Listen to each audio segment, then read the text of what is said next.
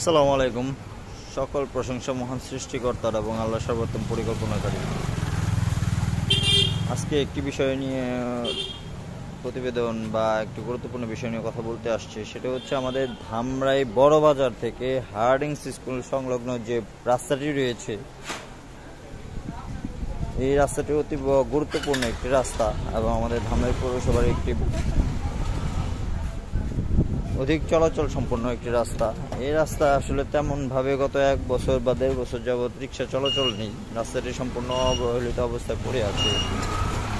এমন অবস্থা আমাদের এই জায়গার রাস্তার জন্য কাজ করাটা অত্যন্ত জরুরি হয়ে পড়েছে। এই রাস্তায় প্রায় 3 শতাধিক থেকে 3.5 শতাধিক বাড়িঘর রয়েছে এবং 2000-এর মতো মানুষের বসবাস, এবং এই রাস্তায় প্রায় সর্বনিম্ন হলেও 10,000-এর মতো লোকের যাতায়াত।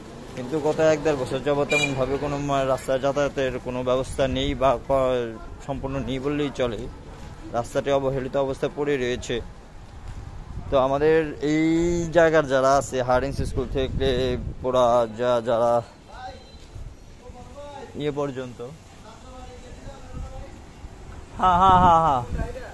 এটা, তো এই জায়গায় যারা আছেন আমাদের মানুষজন, তাদেরকে অনুরোধ করবো যে সম্মিলিতভাবে যে আমাদের পৌরসভা কর্তৃপক্ষের নিকট আবেদন করার জন্য, যাতে করে রাস্তার কাজটি সম্পন্ন হয়। আমরা আপনাদের সাথে থেকে চেষ্টা করব সম্পন্ন করার জন্য বা সহযোগিতা করার জন্য।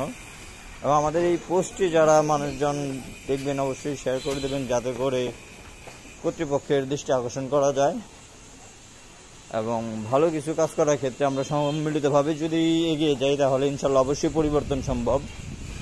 পরিবর্তনের জন্য আমরা এখন বর্তমান প্রেক্ষাপটে ইয়ং জেনারেশন বা সমাজ কাজ করছে। পরিবর্তনটা আনি, চলেন ভালো কাজ করি। ধন্যবাদ।